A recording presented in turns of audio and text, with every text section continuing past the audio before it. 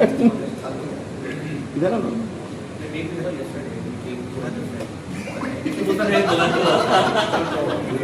सुनो ना आओ ना हाय काय म्हणताय पूरा हो गया लैपटॉप में बंद कर सके यस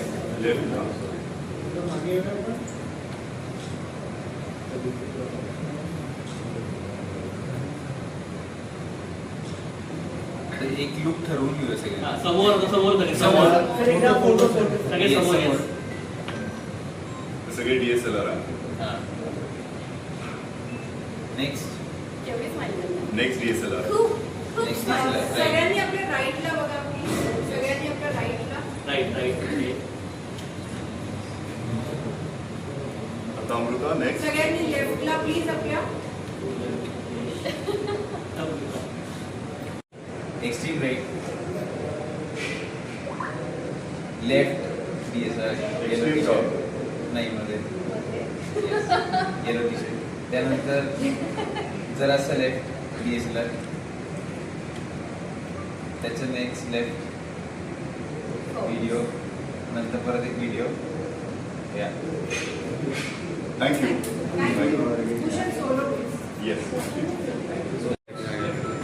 नहीं करना मैं नहीं करना अरे इतनी मत जीव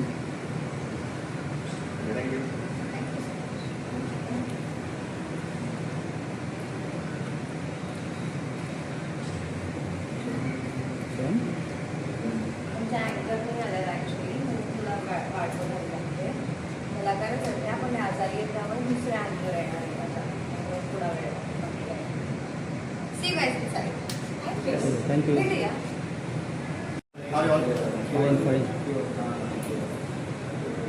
सर यहाँ राइट वो साइड का या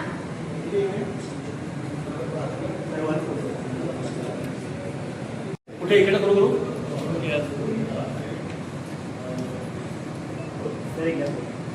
सर यहाँ right yes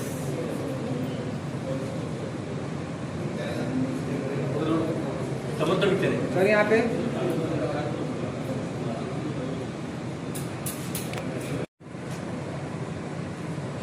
please centre right में ये तो सर आपका राइट हम ना आ रहे हैं सर एकदम राइट वेट वेट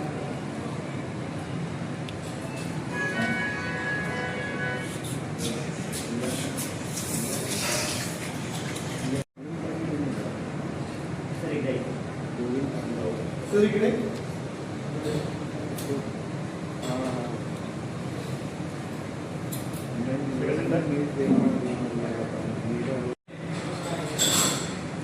सर यहाँ पे राइटला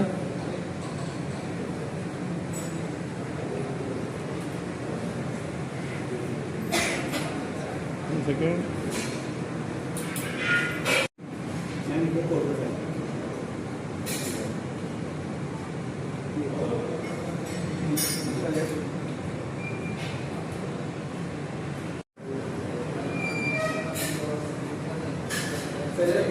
राईट राईट कारण समर्थ रामदास स्वामी हे फक्त संत नव्हते तर मनाला घडवणारे विचारवंत होते.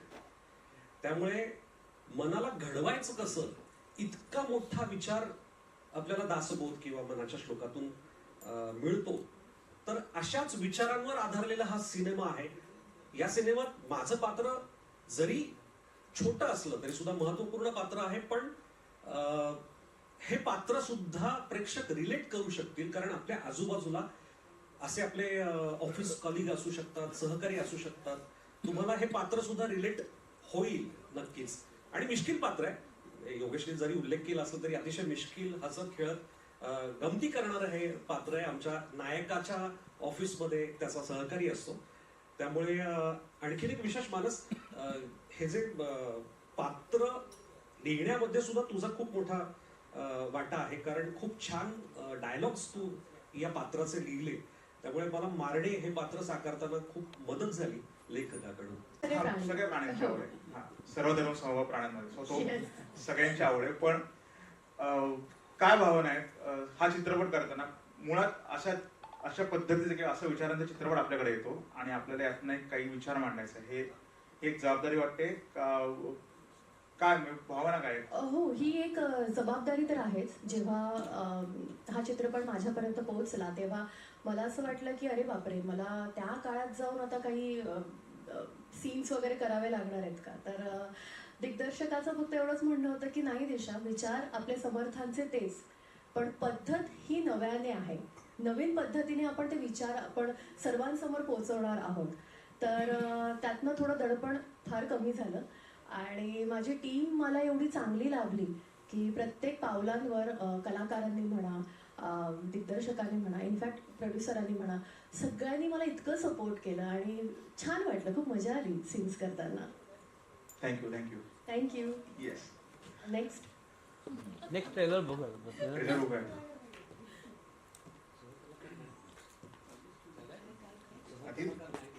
त्यांनी विचारलं की शूटिंग कुठे आहे, कारण सध्या प्रवासामध्ये जो काही वेळ जातो शूटिंगसाठी जाता येताना, तर ते बोलले नाही मुंबईतच आहे. ठीक आहे म्हटलं, मग उत्तम आहे, काही हरकत नाही. पुण्यात आहे शूटिंग. आणि कोण कोण आहे? भूषण बरोबर आधी काम केलंय, ईशा बरोबर आधी काम केलंय, या पुष्कराज बरोबर केलंय, निखिल बरोबर केलंय. मी तुझ्याबरोबर काम केलं नव्हतं, भेटलो होतो आणि काम बघितलं होतं, म्हणजे काय करतो मला माहिती. म्हटलं सगळी टीम उत्तम आहे आणि मी म्हटलं ठीक आहे करूया. मला काही कल्पना नव्हती कथा काय आणि कशी आहे आणि काय आहे ते.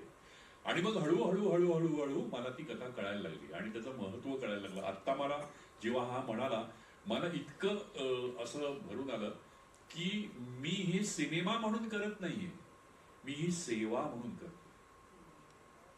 ही जी भावना आहे करण्याच्या मागची, ही सगळ्यात महत्वाची आहे. आम्ही नाटकाच्या निमित्ताने अमेरिकेमध्ये नाटकाचे, आपल्या मराठी नाटकाचे प्रयोग होते आणि तेव्हा एक तिथला माणूस गोरा, तर तो असं एकदा बोलता बोलता म्हणाला की तुम्ही भारतीय लोक आहात हे तुम्ही खूप लकी आहात, कारण ना तुमच्यापैकी बऱ्याच लोकांचा देवावर विश्वास आहे. तुम्हाला कल्पना नाही की तुम्ही किती आतून स्ट्रॉंग होता. नुसता विश्वास आहे म्हटल्यानंतर तुम्ही त्याचं काय करता, यम नियम जपजाप्य वर्तवैकल्य त्याच्यावर, पण तुमचा विश्वास आहे. आम्ही काय कुणाचे खातो तो राम आम्हाला दे. हा जो विश्वास आहे, हा विश्वास महत्वाचा. तो म्हणतो त्यामुळे काय होतं की तुमच्यावर कितीही संकट आली, तुम्हाला काहीही झालं तरी तुम्ही म्हणता की नाही देव आहे आणि माणूस मोडत नाही. तो म्हणतो की अमेरिकेमध्ये आत्महत्या करण्याचं प्रमाण एवढं आहे, माणसं मोडूनच पडतात कारण विश्वास नाही. माझ्या मागे कोणीतरी आहे, हा विश्वास नाही. आणि तो विश्वास या सिनेमानी जर सगळ्यांना दिला तर मला खूप आनंद होईल. धन्यवाद.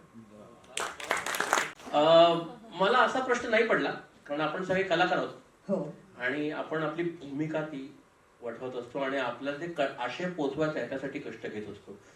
सो तुझा एक्सपिरियन्स कसा होता या सिनेमाच्या बाबतीत, तो मला ऐकायला आवडेल नक्कीच. नमस्कार एकदा सगळ्यांना.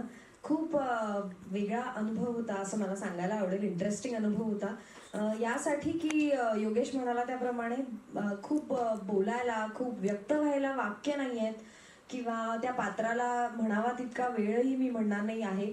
पण जे काही जेवढ्या वेळ सुमा हे पात्र तुम्हाला दिसेल, अगदी तिच्या लहानपणीही आणि मोठेपणीही, तर तुम्हाला ती अगदी तुमच्या घरातली एखादी निर्मळ बहीण किंवा मैत्रीण वाटेल याची मी तुम्हाला खात्री देते. आणि ते पात्र साकारताना मलाही खरंच असं वाटत होतं की मी त्या कुटुंबाचा भाग आहे. मी खरंच पुष्कराज आणि शर्वरीताई यांच्याबरोबर लहानाची मोठी झाली आहे असा तिथे त्यावेळेला भाव तयार करणं किंवा सराउंडिंग तयार करणं आणि तशी स्पेस देणं हे क्रू आणि कास्ट यांचं दोघांचंही काम असतं. आणि ते मला खूप काय म्हणता येईल, अगदी परफेक्ट ॲप्ट ॲटमॉस्फिअर मिळालं. कारण फिल्म अध्यात्मावर आहे किंवा स्वामी रामदासांच्या विचारांवर आहे, त्याचा आपल्या आयुष्यात कसा फरक पडतो, नात्यांबद्दल चित्रपट आहे.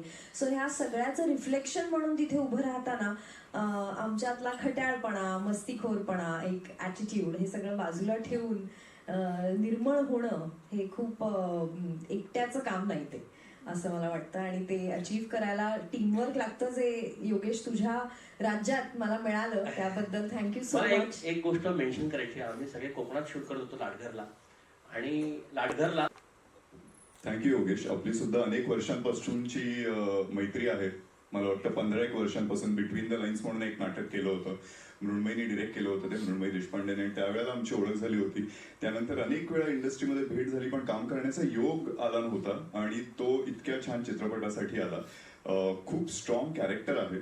मुळात मला लहानपण माझं आधी सुरुवातीला दिसलं, कारण काही काही गोष्टींना ऑटोमॅटिकली आयुष्यात खूप येऊन जातात. म्हणजे मी चिंचवडचा आहे, तर लहानपणी जे चाफेकर चौकातनं कायम जायचो, तर मी दामोदर चाफेकरांच्या स्टॅच्यूकडे बघायचो, आणि मला त्यांची भूमिका, आता काम करत असताना त्यांची भूमिका मिळाली.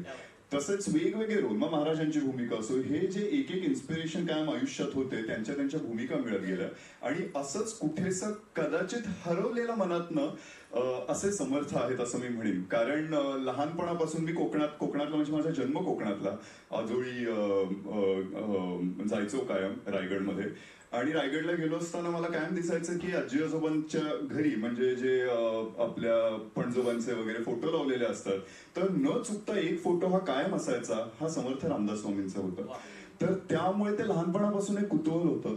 रायगडावर फिरायला जायचो, त्याचबरोबर शिवथरगडीला गेलेलो आहे, मग ती मूर्ती बघणं, त्यांच्या हातात दासबोध, ते खूप कुतूहल लहानपणापासूनच होतं. आणि कधी वाटलं नव्हतं आयुष्यात की असा त्या रेफरन्सनी त्यांचे विचार पोहोचवण्याचा चित्रपट बनेल आणि त्याच्यात मला काम करण्याची संधी मिळेल. इतकं की माझं शिक्षण कॉन्व्हेंट मधलं, त्याचाही उपयोग या चित्रपटाला होतोय. आणि अतिशय उत्तम शाळा, म्हणजे आज मी जे काय घडलो, मी कायम मला सांगायला आवडतं की माझ्या शाळेमुळे घडलो. खूप चांगले विचार मला माझ्या शाळेतनच मिळालेले आहेत. पण तरी लहानपणी एक आजोबा असायचे, आणि ते मनाचे श्लोक सगळ्या मुलांबरोबर वाचायचे, आणि बरीचशी मराठी मीडियमची मुलं असायची. आणि लहानपणापासून, कारण काय मराठी भाषा ही नंतर आम्हाला इंट्रोड्यूस झाली होती, तर त्यामुळे सगळे आपले पोथी, छोटी छोटी जी पुस्तकं असते ते उघडून बसायचे, आणि पाठांतर असायचं, आणि मला खूप भारी वाटायचं ते की हे आपल्याला का कळत नाहीये. पण तो अभिनयाचा एक किडा लहानपणी होताच. मी तसंच पुस्तक घेऊन घरी जे काय पोथी वगैरे असेल ती उघडून फक्त सूर द्यायचा आहे की हे फक्त करत राहायचो, जेणेकरून जसं काय की मला कळतंय. आणि एकदा शाळेतनंच असा निरोप आला होता की ह्याला काही मराठी वगैरे वाचता सुद्धा येत नाहीये, जरा लक्ष द्या. आणि तेव्हापासून हळूहळू मनाचे श्लोक या गोष्टी आईनी लहानपणी काही शिकवलेले होते. पण आता चित्रपट करत असताना पुन्हा एकदा एक कनेक्ट झाला, तो नात्यांमुळे. खरं सांगायचं तर आज मला वाटतं आपण देवाची भक्ती करतो किंवा देवदेव करतो, ह्याचं सुद्धा एक मेन कारण असतं मला वाटतं की आपल्याला आपले नातेवाईक किंवा आपले जवळचं आपलं कुटुंब आहे त्यांना सेफ ठेवायचंय. आपण एकट्याचा सुद्धा एक वेगळा खूपच कॉन्फिडन्स येतो की आपल्याला फक्त स्वतःला जपायचंय. तर त्यामुळे या सगळ्याचा मेन एक दुवा आहे ती म्हणजे आयुष्यातली नाती, ती खूप महत्वाची आहेत. आणि ते मला या चित्रपटातनं दिसलं, कारण ही नातेसंबंधांवरची सुद्धा गोष्ट आहे. ही वडिलांची आणि मुलाचं नातं दिसतंय, आणि आपापल्या आयुष्यात वेगवेगळ्या टप्प्याला आपण अनेक नाती बदलताना पाहिली आहेत. अनेक नाती जी आपल्याला वाटली होती की कमकुवत आहेत ती घट्ट होताना पाहिली आहेत. अशी नाती मला माझ्या आयुष्यातही दिसलेली आहेत, आणि दे हॅव बीन सरप्राइझिंग. त्यामुळे असं एक नातं आपल्याला आज पोर्ट्रे करता येतं, आणि ते सुद्धा इतकं स्ट्रॉंग पात्र आहे की अतिशय खोलवर ऑलरेडी तो अफेक्ट असणारा, जे आता आपण ट्रेलर मध्ये पाहिलंच आहे, त्यामुळे स्पॉइलरही नाहीये. लहानपणापासूनचे त्याचे विचार, तो तसा का घडला. कारण मुळात मला वाटतं लहान मूल कुठेही जन्माला आलं, आपलं जे धर्म असतो तो त्या कुटुंबात जन्म आल्यामुळे एकाने होतं, कारण की आपण आपल्या आई वडिलांना फॉलो करत असतो. कारण आपले आई वडील हे आपले सगळ्यात आधी महत्वाचे, म्हणजे आपले देव म्हणजे आपले आई वडील असतात. तर त्यामुळे तो कनेक्ट खूप महत्वाचा असतो. मग माझा देव जे म्हणेल मी काही करीन, पण तिथेच जर डिस्कनेक्ट असेल तर बऱ्याच गोष्टी बदलतात. आणि अशाने या समर्थच्या आयुष्यात काय घडलेलं आहे की त्याला सॅम बोरगावकर त्याचा झालेला आहे, या गोष्टींपर्यंत पोहोचतो. पण मुळात मला मनाने भावलेली म्हणजे या नातेसंबंधांवरची गोष्ट, आणि ती सगळ्यांनाच पोहोचते. आणि त्या गोष्टींमधूनच आपल्याला समर्थ विचार सगळ्यांपर्यंत पोहोचवले जातात. हा चित्रपट मला सांगायला आवडतोय, प्रत्येक स्टेजवरती मला सांगायला आवडतं, कारण की नक्कीच आपण रामदास समर्थांचे विचार लोकांपर्यंत पोहोचवतोय. त्यांनी वेगवेगळ्या गोष्टी आहेतच, पण हा फक्त भाविकांचा सिनेमा नाहीये, हा फक्त आस्तिकांचा सिनेमा नाहीये, हा नास्तिकांचा सुद्धा सिनेमा आहे. नास्तिकांचा जास्त आहे. नाही इक्वली म्हणेन, बॅलन्स्ड म्हणेन. कारण ह्यांचे मला मेन तेच वाटतं, समर्थांनी इतक्या चांगल्या गोष्टी शिकवलेल्या आहेत. म्हणजे एक असं आहे की बलोपासना जे आपण म्हणतो, फिजिकल हेल्थ बरोबर मेंटल हेल्थ महत्वाची आहेच, पण आता म्हणून आपण मेंटल हेल्थकडे खूप लक्ष देतो, मेडिटेशन करतो, पण फिजिकल हेल्थचं काय, तर ह्याचं महत्वही सांगणारे म्हणजे आपले समर्थ रामदास स्वामी. त्यामुळे हे आणि स्वतः मला फिटनेस मधली आवड, त्याचबरोबर मेंटल हेल्थची आवड ही असताना एक लक्षात आली, आजही थेरपीला आपण खूप जास्त लोक घाबरतो, त्याचा कम्प्लीट हे आलेलं नाहीये. मग आपल्याकडे खरं तर थेरपी आहे, लिहिलेली आहे ती, आणि आपण लांब ठेवलेली आहे. तर त्यामुळे लहानपणापासून जर हे विचार आपल्यापर्यंत पोहोचले तर आपण बऱ्याच वेळेला सेल्फ टॉक म्हणतो, पण सेल्फ टॉक करायला बसलं आणि तुमचे विचार चुकीचे असेल तर चुकीचाच मार्ग किंवा उत्तर सापडणारच नाहीये. तर हेच योग्य विचार येणार कुठून आहेत, तर मनाचे श्लोक म्हणा किंवा इतर काही गोष्टी आहेत, ते विचारांमधून ते रेग्युलरली प्रॅक्टिस केली तर ते विचार आपल्याला त्या त्या क्षणी उत्तर देऊ शकतात.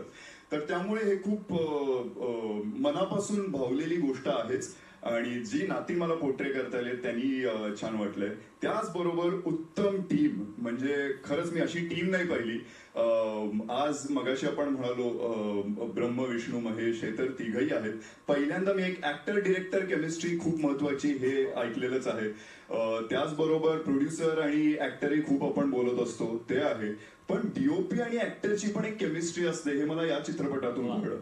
म्हणजे काय तुझा थॉट आहे, तू कोणत्या डीओपी आणि कॅमेरामॅन मधला फरक मला अतिकमुळे कळला. कारण की डिरेक्टर ऑफ फोटोग्राफी आणि कॅमेरामॅन या दोन्ही, म्हणजे प्रत्येक जण कॅमेरामॅन असतात, पण त्यांची डिरेक्टर एक जे असतं की त्यांचाही एक डिरेक्टर असतो, ही इज द डीओपी. तर म्हणून आपण पटकन डीओपी म्हणून जातो, पण त्याचा अर्थ कळत नाही. तो अर्थ मला या सिनेमातून कळला. कारण प्रत्येक माझं पाऊल कसं पडणार आहे, माझा काय विचार आहे, त्याप्रमाणे जसं अतिक म्हणाला त्याचा कॅमेरा थ्रू आउट एक कॅरेक्टर आहे. म्हणजे आम्ही सगळे चित्रपटात जेवढे दिसतो त्याच्यापेक्षा जास्त कोणी असेल तर त्याचा कॅमेरा थ्रू आउटच आहे. तर त्यामुळे ते खूप महत्वाचं कॅरेक्टर आहे आणि ते पोचतंय. त्यातून बोलायला मला तर खूप आवडतं, पण इकडे लक्षात आलंय की इकडे सगळेच बोलणारे चांगले. म्हणजे आज रवींद्र सरांचा हा पहिला चित्रपट, पण इतकी क्लॅरिटी, म्हणजे तेच पहिले बोलायला जेव्हा आले तेवढा इतक्या क्लॅरिटीने की त्यांना काय त्यांचा थॉट आहे, कशा पद्धतीने पोचवायचा आहे, हे सगळेच. मग योगेश उत्तम बोलतोय, आमचे डीओपी उत्तम बोलतोय, कलाकार तर सगळे तुम्ही बोलवा त्याला. आमचे रायटर नुसते उत्तम लिहित नाही तर तेही पाहिलं, उत्तम बोलतात, उत्तम हसवतात. तर अख्खी टीमच उत्तम बोलणारी आहे आणि ही केमिस्ट्री आमची प्रत्येक. हे तू बोलल्याबद्दल आणि मला फार बोलायचं नाहीये अजिबातच. मला एवढं म्हणायचंय की जे काही आता तुम्ही ट्रेलरमध्ये बघितलंय आणि जे चित्रपटामध्ये बघणार आहात तशा पद्धतीचा माणूस तुम्ही एक्सेप्ट कराल, माझ्यातलं नट एक्सेप्ट कराल असं अशी माझी इच्छा आहे, अपेक्षा आहे. या चित्रपटाच्या निमित्ताने काही गोष्टी झाल्या. मनाचे श्लोकांमधलं एक माझ्या डोक्यामध्ये सतत राहिलेली गोष्ट अशी यायची. मी कॉन्व्हेंट शाळेत शिकलोय, भूषण बरोबर मी पण चिंचवडमध्येच होतो, आम्ही एकत्र शिकलोय, एकाच बॅचचे आहोत. येस. तर सिस्टर कन्सर्न स्कूल मध्ये आम्ही शिकलो आहोत आणि आता आम्ही हे मुलगा आणि बाप अशी पात्र साकारतोय. तर मनाचे श्लोक संस्कार वर्ग असायचे, मनाचे श्लोक शिकवले जायचे आणि एका नाटकामध्ये एंट्री घेणारं एक पात्र होतं आणि पडद्यामधनं एंट्री घेताना काहीतरी म्हणत यावं म्हणून कोणीतरी हे म्हणाल होतं, अनुदिनी अनुतापे तापलो रामराया परमदिन दयाळा निरसी मोहमाया अचपळ माझे नावरे आवरिता तुझं विन क्षीण होतो धावरे धावा आता. तो मिनवेस नाटकामध्ये प्रभाकर पणशीकर एंटर करताना हे म्हणत यायचे आणि तेव्हा ती चाल, ते शब्द, त्या सगळ्या गोष्टी, तुझं विन क्षीण होतो धावरे धावा आता, ह्याची कल्पना हे आधी असं वाटायचं की हा काय आपण काय एवढा धावा करतोय कुठल्याही देवाचा, कशाचाही, हे कळायचं नाही. पण आता या सगळ्या वर्षात आयुष्य जगताना, हे जे काही कॉम्पिटेटिव्ह वर्ल्ड आहे याच्यामध्ये जगताना गोष्टीत मला कळल्या की याचा अर्थ काय आहे, की आपल्याला कशाची गरज वाटते. दुसरी गोष्ट मला या प्रोसेसमध्ये एक जाणवते की मनाच्या श्लोकांचे वेगवेगळे अर्थ आहेत, वेगवेगळ्या पद्धतीने इंटरप्रेट केल्यासारखे. एक श्लोक आहे, मरे एक त्याचा दुजा शोक आहे अकस्मात तोही पुढे जात आहे. हा श्लोक म्हटलं तर एक माणूस मरतोय वाटतं का, त्याच्याबद्दलचं काहीतरी आहे की तो माणूस, दुसरा माणूस शोक करत बसलेला आहे, तो गेला, त्याची सुटका झाली त्या सगळ्या गोष्टीतनं आणि अकस्मात राहिलेला माणूसही पुढे जात आहे. तर माझ्यातही मला असं वाटतंय की आपल्यामध्येही दोन लोक असतात, जो मी पण आहे तो मरावा आणि अकस्मात हा माणूस उरलेला पुढे जावा अशी माझी इच्छा आहे. आणि या प्रोसेसमधनं हे मला कळलेलं आहे योगेश, हे तुमच्यामुळे कळलेलं आहे. योगेश, अमोल सर, माझे सगळे सहकलाकार, अतिच specially I will mention you very specially. It's a very very very beautiful journey with you. Ravindra sir, thank you माझ्यावर विश्वास दाखवलात आणि या वेगवेगळ्या गोष्टींचे वेगवेगळे अर्थ मला कळावेत. तर मी हे यासाठी म्हणतोय मरे एक त्याचा यासाठी रेफरन्स देतोय कारण आजच्या काळातला हा सिनेमा आहे आणि असे जे विचार जे खूप आधी मांडले आहेत, जे वाटतात की अरे खूप अवघड असतील, पण तुम्ही त्याचे वाचायला लागल्यानंतर, त्याच्याबद्दल विचार करायला लागल्यानंतर तुम्हाला खूप काही काही गोष्टी त्यातनं शिकायला मिळतील आणि तुम्हाला खूप गोष्टी काहीतरी पोचतील.